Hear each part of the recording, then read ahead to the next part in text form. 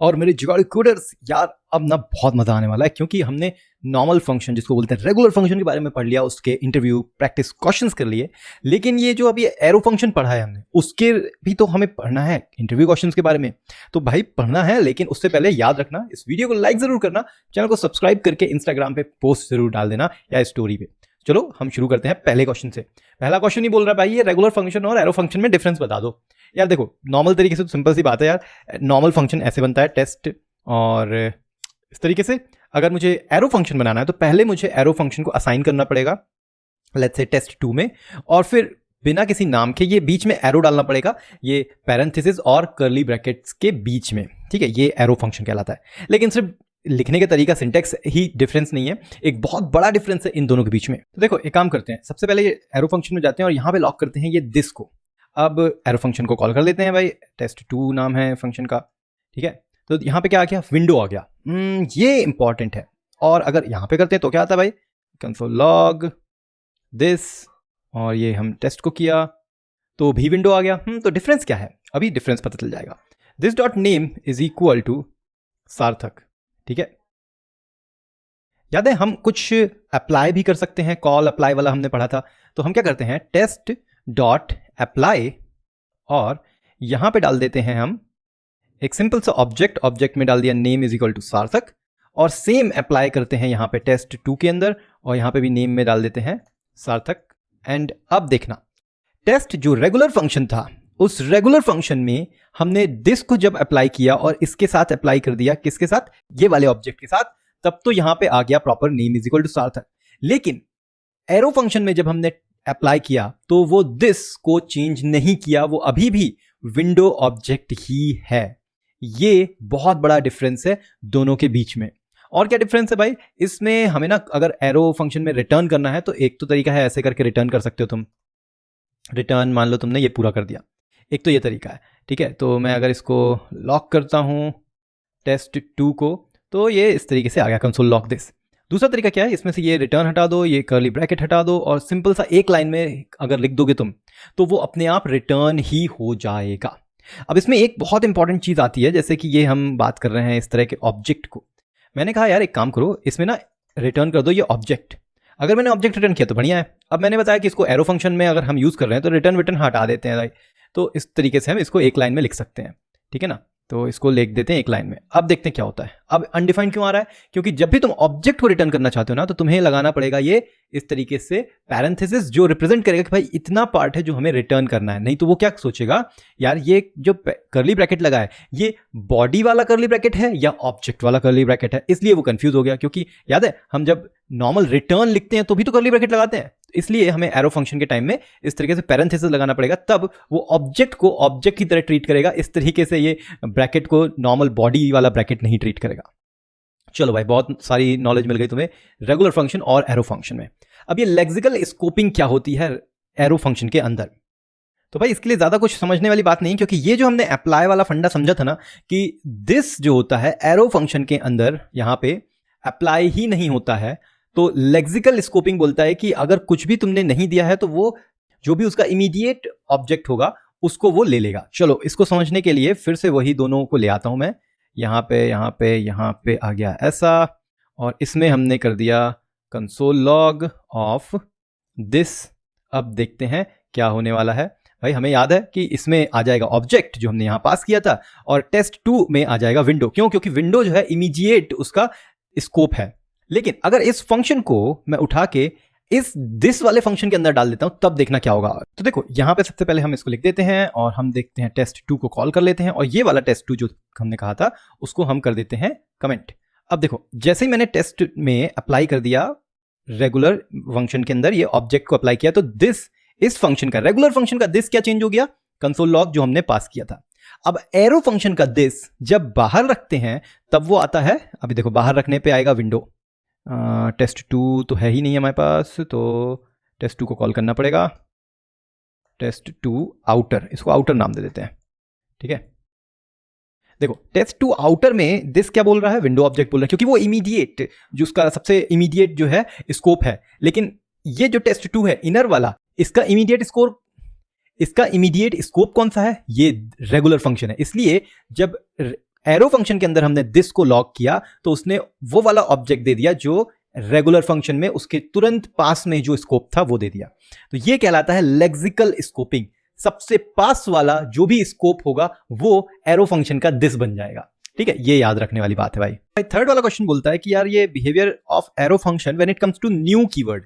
क्या होता है, एक अगर रेगुलर फंक्शन बनाना हो, तुम रेगुलर फंक्शन तुमने बनाया और तुमने कहा लॉक कर दो रेगुलर फंक्शन RF, तो तुम इसको इस तरीके से भी कर सकते हो, रेगुलर फंक्शन, और इस तरीके से भी नया फंक्शन को इनिशिएट कर सकते हो।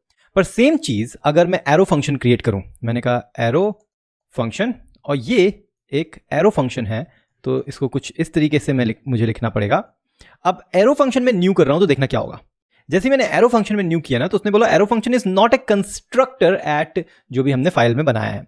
अब ये क्यों हुआ, देखो एरो फंक्शन जब भी हम किसी तरह का कंस्ट्रक्शन स्टार्ट करते हैं तो ये कंस्ट्रक्टर वे है किसी फंक्शन को इनिशियलाइज करने का। तो जब हम कंस्ट्रक्टर वे यूज करते हैं न्यू कीवर्ड के साथ, तो सबसे पहला काम क्या करता है ये जावास्क्रिप्ट, इसके अंदर दिस को डिफाइन करता है। पर एरो फंक्शन में खुद का तो दिस होता ही नहीं है ना, इसलिए एरो फंक्शन में ये सारी चीजें अप्लाई ही नहीं होती हैं, ये कंस्ट्रक्टर वगैरह कुछ अप्लाई नहीं होता है भाई। तो ये याद रखना, कंस्ट्रक्टर नहीं अप्लाई होता। क्योंकि कंस्ट्रक्टर अप्लाई नहीं होता है इसलिए वापस फिर से आ जाते हैं हम, और इसलिए बाइंड, अप्लाई, कॉल वगैरह भी अप्लाई नहीं होता है, काम ही नहीं करता है एरो फंक्शन के अंदर। देखो अभी तक हमने पिछले वाले प्रैक्टिस सेशन में पढ़ा था कि अगर यार हमने इस प्रिंट वाला फंक्शन बनाया है और उसमें हम इस तरीके से कर रहे हैं, तो यार हम अप्लाई और कॉल करके भी यूज कर सकते हैं। एक और होता है जिसको बोलते हैं बाइंड। ठीक है, बाइंड क्या करता है, जैसे मान लो बनाया हमने fn is equal to print dot bind and binding with person. ठीक है, तो इसमें क्या हुआ, तुम देखो अभी कॉल नहीं हुआ, इसको मैं कुछ भी कर लूं कॉल नहीं हो रहा है। बाइंड क्या करता है, ये सेम अप्लाई की तरह ही काम करता है। देखो यहाँ पे इसको अगर मैं क्लिक कर रहा हूं, देखो सेम अप्लाई की तरह काम कर रहा है इस तरीके से, लेकिन ये नया एक फंक्शन क्रिएट कर देता है, वो फंक्शन को तुम यूज कर सकते हो तब काम करेगा। तो अभी इसने थोड़ा सा गड़बड़ कर दिया, किसने बोला फंक्शन देना है, आर्ग्यूमेंट देना है, आर्ग्यूमेंट वगैरह तो दिया ही नहीं हमने, तो इस तरीके से। ठीक है, ये आ गया हेलो हाउ आर यू सार्थक। ठीक है, तो हेलो हाउ आर यू सार्थक आ गया। ये क्यों आया, क्योंकि हमने यहाँ पे हेलो हाउ आर यू सार्थक दे दिया और ये पर्सन दे दिया था, उसमें नेम हमने वैल्यू दे दी थी। ठीक है, तो ये सब चीजें रेगुलर फंक्शन की हैं। ये मैं अगर इसको कन्वर्ट कर देता हूं, कॉन्स्ट प्रिंट जो है एक एरो फंक्शन है, अब देखना क्या मजा आएगा। तो जैसे ही मैंने इसको सेव किया, तुम देखो यहाँ पे गायब हो गया नेम की वैल्यू ही नहीं है। क्यों, क्योंकि हम जानते हैं एरो फंक्शन में खुद का दिस तो कभी होता ही नहीं है। वो कौन सा दिस लेता है, वो भाई इमीडिएट स्कोप ले लेता है, बाहर जो भी स्कोप होगा वो उसका दिस बन जाएगा। तो अभी उसके दिस में क्या है, अभी उसके दिस में है विंडो। तो अगर मैं यहाँ पे देखता हूं तो ये विंडो मिल रहा है। ठीक है, विंडो के अंदर तो नेम अभी अवेलेबल ही नहीं है। तो अगर मैं नेम डिफाइन कर दूं, मैं नेम बोल दूं जॉन, तो देखना क्या होगा अभी बहुत सटीक तरीके से। अब यहाँ पे हमारा ग्रीट 2 था, अब यहाँ पे हेलो जॉन आ गया, लेकिन हमने तो पास किया था भाई अप्लाई कॉल बाइंड सब करके देखा था और हमने नाम दिया था सार्थक, लेकिन इसने तो जॉन ले लिया। भाई जॉन इसलिए लिया क्योंकि हमने देखा अभी कि वो जो जॉन दिया था वो हमने विंडो में दिया था, और जो एरो फंक्शन है वो इमीडिएट स्कोप ले लेता है। अब उसका स्कोप हो चुका है चेंज। अब देखो ये जॉन जो है वो विंडो ऑब्जेक्ट में स्टिक हो गया है। तो हम क्या कर सकते हैं, इसको नया विंडो ओपन करेंगे और यहाँ पे जब ओपन करेंगे ना तो ये गायब हो जाएगा। ठीक है, वो विंडो ऑब्जेक्ट में स्टिक हो जाता है। ठीक है, रिमूव नहीं किया था हमने उसको। ठीक है, तो ये भाई फंडा है, बहुत इंपॉर्टेंट फंडा है, समझने वाली बात है एरो फंक्शन के बारे में। आखिरी है व्हाट आर जनरेटर फंक्शन। ये यार माइंड ब्लोइंग चीज है, ये तुम्हें कहीं मिलेगा नहीं। देखो एक होते हैं नॉर्मल फंक्शन, एक होते हैं एरो फंक्शन, एक होते हैं जनरेटर फंक्शन। ये जनरेटर फंक्शन बिल्कुल होते हैं वैसे ही जैसे होते हैं रेगुलर फंक्शन। तो मैंने बना दिया रेगुलर फंक्शन में, मान लो मैंने बोल दिया काउंट। ठीक है, अब इसको अगर मुझे जनरेटर फंक्शन कन्वर्ट करना है तो मुझे यहां पे लगाना पड़ेगा एक एस्टरिस्क। ये एस्टरिस्क बताता है जावास्क्रिप्ट को कि ये एक जनरेटर फंक्शन है। अब ये जनरेटर फंक्शन करता क्या है, इसमें होती है एक यील्ड नाम की चीज, यील्ड 1, यील्ड 2, यील्ड 3। अब इसका फायदा क्या है, क्या चल रहा है भाई यहाँ पे, बहुत समझ में नहीं आ रहा है कुछ। देखो मैंने अगर यहाँ पे लॉग किया, मैंने कहा काउंट वाला जो फंक्शन है उसको रन करो, हाँ रन तो हो जाएगा, कोई दिक्कत नहीं है। लेकिन अभी ध्यान से देखो तो यहाँ पे ये लिखा है सस्पेंडेड। अरे ये क्या सस्पेंडेड, और इसमें अगर मैं जाऊं तो तुम देखोगे 3 तरह के फंक्शन, नेक्स्ट, रिटर्न, थ्रो। हमें लेना देना है नेक्स्ट वाले से, तो करना क्या है, डॉट नेक्स्ट लिखना है और इसको कॉल कर देना है। तो अब तुम देखो जैसे ही फंक्शन में हमने नेक्स्ट कॉल किया तो क्या हुआ, उसने पहली वाली जो वैल्यू थी ना वो दे दी। यील्ड मतलब समझ लो एक तरह का रिटर्न है, पर ये रिटर्न जो है वो यहां पे फंक्शन को रोकता नहीं है, नेक्स्ट कॉल करने पे अगले वाले यील्ड पे चला जाएगा। तो जैसे ही हमने नेक्स्ट कॉल किया, उस अंदर गया और अंदर जाने के बाद पहले वाले यील्ड की वैल्यू उसने रिटर्न कर दी। वैल्यू क्या थी 1, डन फॉल्स, मतलब अभी भी और यील्ड है इसके अंदर, तो हमें एक और लॉक कर देना है। जैसे ही दूसरा लॉक करेंगे तो देखो फिर से वैल्यू आ गई 1।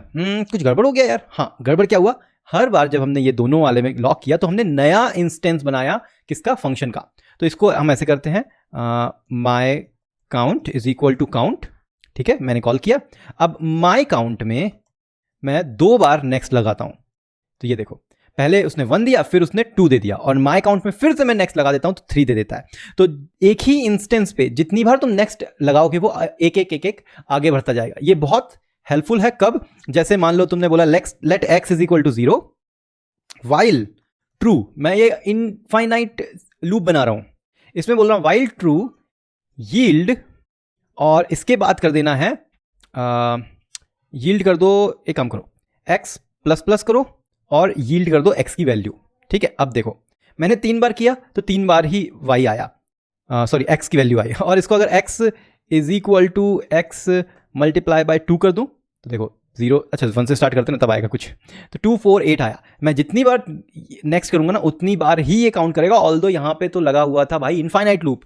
तो यील्ड बहुत फायदेमंद होता है और बहुत ही यूजफुल होता है इस तरह के केस में, जहां तुम्हें ये देखना है कि यार हर स्टेप में क्या हो रहा है, या स्टेप्स को कंट्रोल करना है, तुमको लूप को कंट्रोल करना है। तुम जब चाहो तभी लूप एक स्टेप आगे बढ़े, वरना वो ना बढ़े। तो भाई ये जनरेटर फंक्शन बहुत शानदार चीज़ होती हैं जावास्क्रिप्ट के अंदर। तुमने पढ़ लिया भाई, मज़ा आ गया, तो इस वीडियो को लाइक कर देना, और याद रखना इंस्टाग्राम पर जाओ, जो भी सीख रहे हो यार उसकी स्टोरी में मुझे जाके टैग करो, सार्थक सेवी नाम से मिलूंगा, और देखते रहना है तुमको यहाँ पे जावास्क्रिप्ट के ट्यूटोरियल, क्योंकि कोड में करना है तुमको जुगाड़, और देखते रहना है कोड जुगाड़।